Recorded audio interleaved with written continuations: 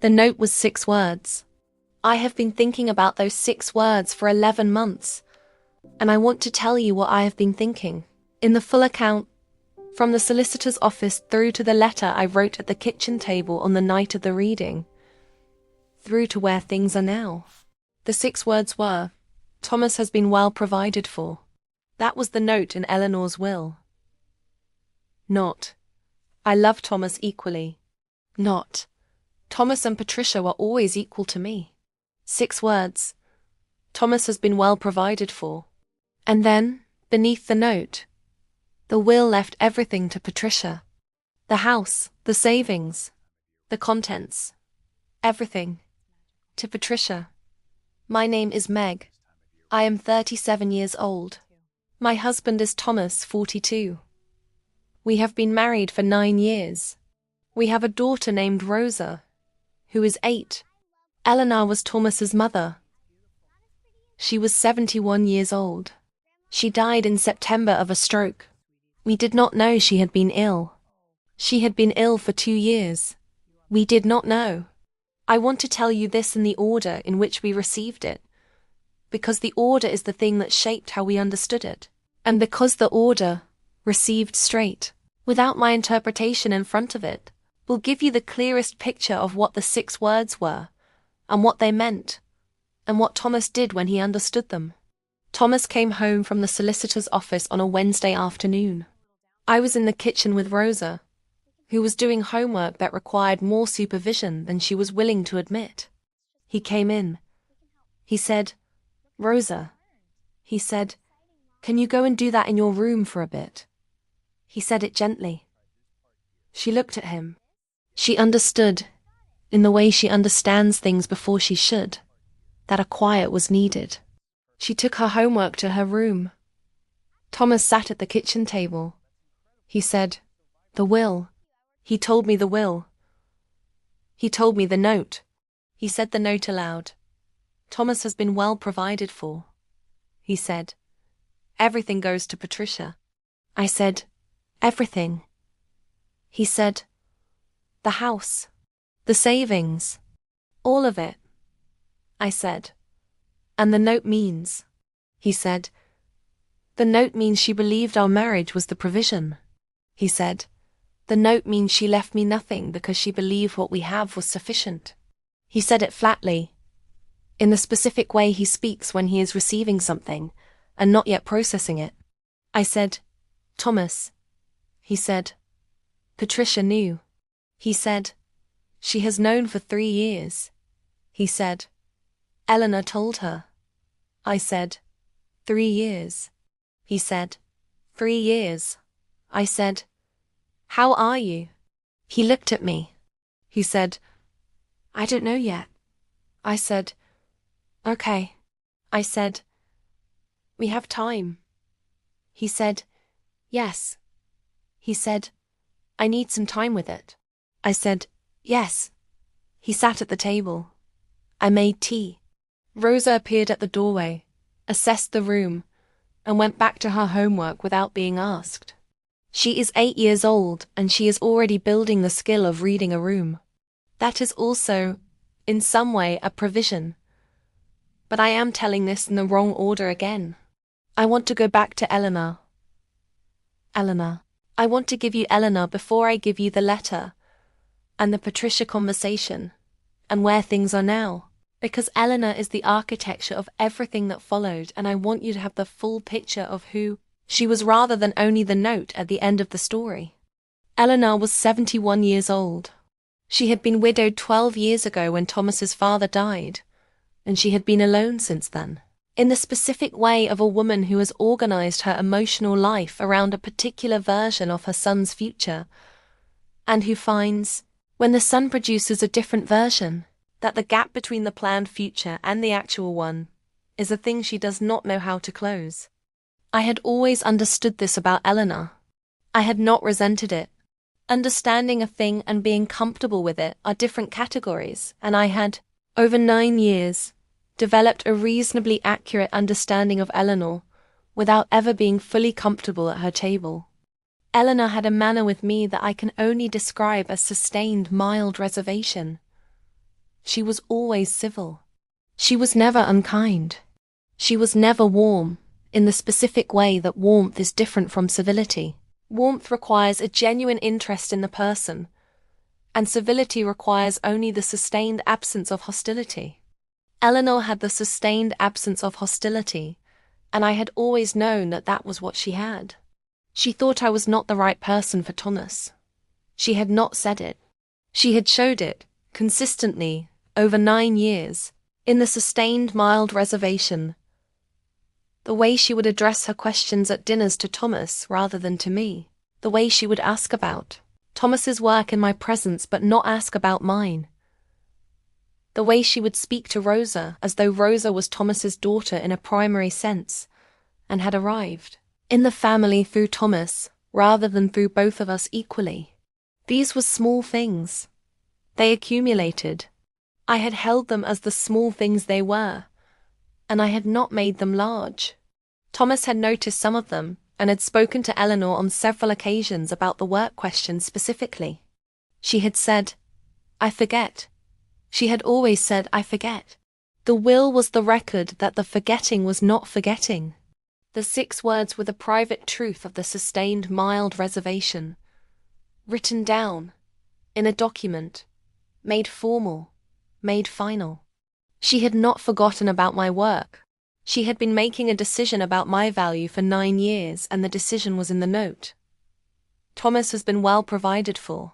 That is what 9 years of sustained mild reservation looks like in 6 words on a legal document. Thomas called Patricia on the Thursday. I was not in the room. He came to find me afterward, and he told me the conversation in full. In the specific way he has been telling me things in full since we first met. The quality of it that I had identified very early as the thing I trusted most about him. The completeness of his accounts. The commitment to telling me everything rather than the curated version. He had called Patricia at noon. He had said, "Patricia." He had said, "I need to ask you something." She had said, "Yes." He had said, "You knew about the will." She had been quiet for a moment. Then she had said, "Yes." He had said, "For 3 years." She had said, "Yes." He had said, "Mum told you." She had said, "Yes." He had said, "She asked you not to tell me." She had said, "Yes." He had said, "And she was sick." She had said, "Yes." She had said, "She was diagnosed 2 years before the stroke." She had said, "She didn't want anyone to know." He had said, "Anyone." She had said, "She didn't want you to know." He had said, "She wanted me not to know she was dying, and she wanted me not to know about the will." Patricia had said, "She was afraid of how you would react." He had said, "To which part?" She had said, "To both." He had been quiet. Then he had said, "Patricia." He had said, "I am not angry at you." He had said, "I want to be clear about that first." He had said, "A dying woman asked you to keep a secret and you kept it." He had said, "I understand that." She had said, "I should have told you about the will." He had said, "Yes." He had said, "The illness I understand." He had said, "The will is something else." He had said, "The will was not a dying woman's private comfort." He had said, "The will was a statement made about my wife." He had said, "And keeping that from me for 3 years was keeping something from me that was not only hers to decide." She had said, "I know." She had said, "I have thought about it every week for 3 years." He had said, "I know." He had said, "Patricia, I am sad about what the secret was." He had said, "Not the keeping of it." He had said, "The content of it." He had said, "The 6 words." He had said, "She wrote 6 words about Meg." She had said, "Yes." He had said, "And she held that view from the beginning." She had been quiet. Then she had said, "Thomas." She had said, "She was afraid of Meg." He had said, "Afraid of Meg." She had said, "Not of who Meg is." She had said, "She was afraid of what Meg represented." He had said, What did she represent? Patricia had said, someone who didn't need her. He had been very quiet. He had said yes. He had said, I think I understand. He had hung up. He had come to find me. He had told me every word. He sat at the table. He said, she was afraid of you. I said, I know. He said, you knew. I said, I have known since the second Christmas. I said, it was never hostility. I said, it was fear. He said, fear of what you represented. I said, yes. He said, someone who didn't need her. I said, yes. He said, and she used the will to settle that. I said, yes. 6 words. I said, 6 words. He said, the 6 words are the record of 9 years of fear. I said, yes. He said, I need to write something. I said, yes. He said, I need to write it tonight. I said, I'll make tea. The letter, I made tea. Thomas sat at the kitchen table with a pad of paper and a pen. He writes by hand when the thing is important. He has always done this. The pad is a specific kind. Unlined, cream paper. The kind he uses for things that need the space. He wrote for 1 hour and 40 minutes. I sat in the same room, at the other end of the table, reading. I was present without being in the writing. The writing was his. At the end of the hour and 40 minutes he put the pen down. He read it through once. He folded it. He put it in an envelope. He addressed the envelope to Eleanor. Her name only. Her full name. In his handwriting. He did not post it. He put it on the table between us. He said, I want you to read it. I read it. It was 3 pages. I'm not going to give you the full text because the full text is Thomas's, written to his dead mother, and it is his private account. But I want to tell you the shape of it. The first page was the acknowledgement of who she was. Not a summary, but a specific account of the things he had valued. The quality of her attention when he was a child. The way she had read to him. The specific meals she had made throughout his life. And what each of them had meant. The 3rd Christmas without his father, when she had made everything the same as when his father was alive, because she had understood that the sameness was what was needed.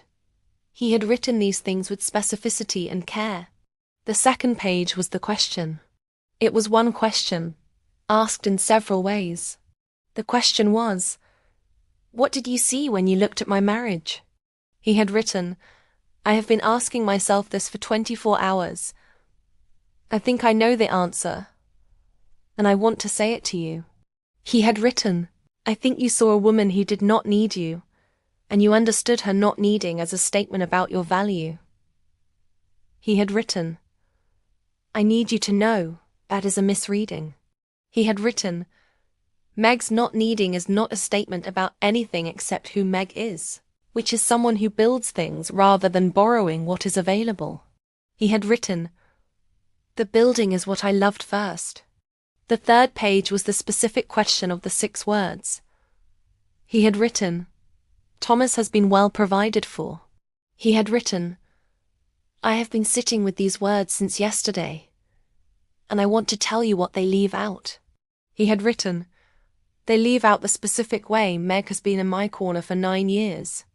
They leave out the Tuesday she drove 40 miles in the dark to sit with me when the news was bad and she had an early start the next morning. They leave out the 9 years of ordinary presence, which is the thing that is most difficult to describe, and the thing that has made the most difference.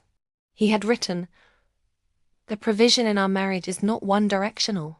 He had written, you thought you were describing her contribution to me. You were also describing mine to her. He had written, I would like you to have understood that. He had written, I would like you to have known that what we have is not a balance sheet. The letter ended, I love you. I miss you already. The unresolved thing and the love are in the same sentence. They always were. He signed it Thomas. I put the letter down. I said, "She won't read it." He said, "I know." He said, "I needed to write it." I said, "Yes." I said, "I know why you needed to write it." He said, "Why?" I said, "Because the 6 words are not the last word." He said, "Yes." He said, "The letter is the last word." I said, "Yes." He said, "Even though she can't read it." I said, "Especially because she can't read it." He said, "Yes." He said, "It is the response I owe her, and I needed to write it regardless of whether it arrives." I said, "Yes." He said, "Thomas." I said, "No." He said, "Yes." He said, "That is also what the 6 words are not." I said, "Yes." I want to tell you what I said to Thomas after I put the letter down, because I have been asked, in the months since, what my response was to the note, and I want to give the full account of what it produced in me, rather than the abbreviated version. I said, "Thomas, I want to say something that is not generous but is accurate." He said, "Yes." I said, "I am glad the note exists." He said, "Yes." I said, "I need you to hear what I mean by that." I said, "I am not glad because of the money, or the absence of it." He said, "I know." I said, "I am glad because the note is the record of a view that existed, and that I have always known existed, and that I have never been able to prove." He said, "Yes." I said, 9 years. I said, 9 years of sustained mild reservation. I said, 9 years of questions addressed to you and not to me. 9 years of not asking about my work and asking about yours. 9 years of Rosa arriving in the family as primarily your daughter." He said, "Yes." He said, "I saw it." I said, "I know you saw some of it." I said, "I know you spoke to her about the work question." I said, "I'm not saying you were not present to it." He said, "I was not present enough." I said, "No." I said, "That this is not a conversation about what you did or did not do." I said, "This is a conversation about the note." He said, "Yes." I said, "The note is the confirmation that the view was real and consistent and never change." He said, "Yes." I said, "For 9 years I have been holding the question of whether I was imagining it, or misinterpreting it, or making it larger than it was." He said, "You were not." I said, "I know that now." He said, "In writing?" I said, "Yes." I said, "In writing, in a legal document, in a note that was supposed to explain a decision made about the value of our marriage. She wrote 6 words." I said, "And the 6 words tell me everything I have been uncertain about for 9 years." He said, "Yes." He said, "I am sorry." I said, "You did not write the note." He said, "I know." He said, "I am sorry for the 9 years." I said, "Yes." He said, "I kept telling myself it was getting better." I said, "I know." I said, "You needed to believe it was getting better." He said, "Yes." He said, "The note is also the record that it was not." I said, "Yes." I said, "The note is the final entry in a record that goes back to the 2nd Christmas." He said, "I know." He said, "I am sorry that the record exists." I said, "Yes." He said, "I want to be clear that I see the full record now." I said, "I know." I said, "I believe you." I said, "The seeing of it is what matters from here." He said, "Yes." I said, "And I'm glad you wrote the letter." He said, "It is the response to the final entry." I said, "Yes." I said, "You wrote the last word." He said, "Yes." He said, "The note is not the last word." The letter is the last word. I said, yes. I said, the letter is the last word even though she could not read it. He said, especially because she could not read it. He was right about that. The letter did not require a reader to be the last word. It required writing. The writing was the act. The act was his. The last word is his. That is the record. Patricia came in December, 3 months after the death. She called first and asked if she could come, and I said yes. And she came on a Tuesday afternoon and sat at our kitchen table with her coat on because she had not stayed long enough in any room recently to take a coat off. She said, I need to talk about the money. Thomas said, Patricia, she said, she left me everything. She said, I want to give you half. He said, Patricia, she said, I know you're going to say you don't need it. He said, I am not going to say that. He said, I am going to say you don't have to do this. She said, I know I don't have to. She said, I want to. She said, not because I feel guilty about the will. She said, I feel guilty about the 3 years.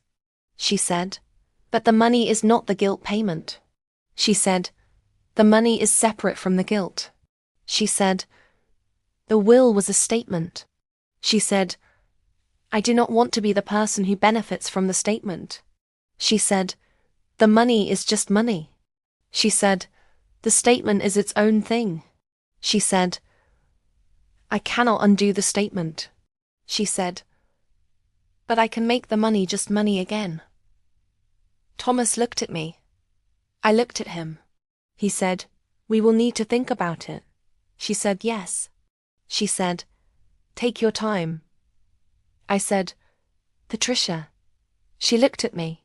I said, I want to ask you something. She said, yes. The illness. Why did you agree not to tell Thomas? She said, she asked me not to. I said, I know. I said, I am asking why you agreed. She said, I thought I was protecting him. I said, from what? She said, from 2 years of watching her die when she did not want to be watched. I said, and she specifically did not want him watching. She said, she did not want anyone watching. She said, she wanted to manage it herself. She said, she was a private person. I said, yes. I said, and the will? Did keeping the will feel like protecting him too? Patricia was quiet for a long time. She looked at the table. She said, no. She said, that felt different. She said, keeping the illness felt like honoring her. She said, keeping the will felt like keeping something I should have told. I said, yes. I said, Patricia. I said, I believe you. She looked at me. I said, I want you to know that. She said, I do not deserve the belief. I said, the belief is not about deserving. I said, I believe that the 2 things felt different to you, and that one of them was the wrong call. She said, yes. She said, the will was the wrong call. I said, yes. I said, I am naming it. I said, and I am not going to hold it beyond the naming. She said, thank you. She said, I mean that. I said, I know you do. She took her coat off. She stayed for another hour. Thomas made tea. Rosa came in at some point and sat beside Patricia and showed her something on a tablet without explaining what it was. And Patricia looked at it with the full attention she gives to things that are new to her. Rosa said, do you get it? Patricia said, I think so. Rosa said, I'll explain it again. She explained it again. Patricia listened. Rosa said, now do you get it? Patricia said, yes. Rosa said, good. She took the tablet and went back to wherever she had come from. Patricia said, she is very like you. Thomas said, I know. He said, "It is a good thing." He said it in the specific tone of a man who means it completely. Patricia smiled. She finished her tea. She put her coat back on. She said, "The offer stands." She said, "When you have thought about it." Thomas said, "We will call you." She left. I stood at the kitchen table. I said, "We should take it." Thomas said, "I know." I said, "Not because of the money." He said, "I know." I said, "Because the money sitting entirely with Patricia is the will standing as it was." He said, "Yes." He said, "Splitting it makes it just money." I said, "Yes." He said, "Patricia's word." I said, "Yes." He said, "I'll call her tomorrow." He did. The anniversary. 1 year later, Thomas opened the letter. He had kept it in the drawer of the kitchen table. The same drawer. He opened it on the morning of the anniversary of Eleanor's death. I was at the table. He took it out of the drawer. He sat. He read it. I did not read it again with him. I had read it once, and that was the reading that was mine. He read it for the time it takes to read 3 pages of handwriting. Then he folded it. He put it back in the envelope.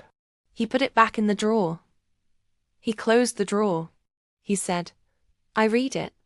I said, "Yes." He said, "What I think is this." He said, "I think I said everything I needed to say to someone who could not hear it." He said, "And I think that is exactly what the letter was for." He said, "Not to be heard." He said, "To be said." I said, "Yes." He said, "I also think something about her." He said, "I think she was afraid." He said, "Specifically afraid of you." "Not of who you are." I said, "Of what I represented." He said, "Yes." He said, "The life she had not planned for me." He said, "The independence. The career. The not needing her." He said, "All of that made her afraid." I said, "Yes." I said, "She understood that what I brought you was something she couldn't have brought you." He said, "Yes." He said, "And the not needing is the thing that produced the note." I said, "Yes." I said, "The not needing was experienced as a subtraction." He said, "Yes." He said, "When it was the opposite." He said, "The not needing was what allowed you to be exactly what you are, rather than what the gap required." He said, "The gap required needing. You did not fill the gap." He said, "You were not the gap." He said, "You were the thing that made the gap irrelevant." I said, "Yes." He was quiet for a moment. I said, "Thomas." He said, "Yes." I said, "I have been provided for by this marriage." He said, "Yes," I said, "and so have you." He said, "Yes." I said, "That is the record." He said, "Yes." I said, "Not the note. This." He said, "Yes." He said, "The drawer is the note." He said, "This table is the record." I said, "Yes. I want to tell you about the table. The table is new. Or rather, the table is the same table, but it is in a new room. We used the money from Patricia, our half, to build an extension on the house. The kitchen is larger now. The table is in the larger kitchen. There is more light. There is a bench along one wall that Rosa uses for homework, and that occasionally fills with the coats that nobody takes to the coat rack, because nobody ever takes coats to the coat rack. The letter is in the drawer of the table. The drawer is in the larger kitchen. Eleanor's table is not here. Eleanor's table was a round mahogany table that was always too formal for the kitchen it was in. It went to a house clearance. Our table is the one we chose together in the 2nd year of our marriage, in a shop that sold second-hand furniture, on a Saturday in November. We carried it to the car ourselves. It has the specific surface of 9 years of use. It has the mark from the hot pan I put down without thinking in the 3rd year. It has the place where Rosa scratched something in the 4th year with a pencil and was very upset about it until she wasn't. It has the corner where Thomas wrote the letter. It is a record. It is ours. The note is in the drawer of the table that is ours. That is where it should be. Here is my question for you. If you discovered, at the solicitor's office, that your mill had written a note in her will, explaining why she had left everything to her other child, and the note contained a specific view of your marriage that she had held privately for 9 years, what would you have done? Tell me in the comments. I read every one.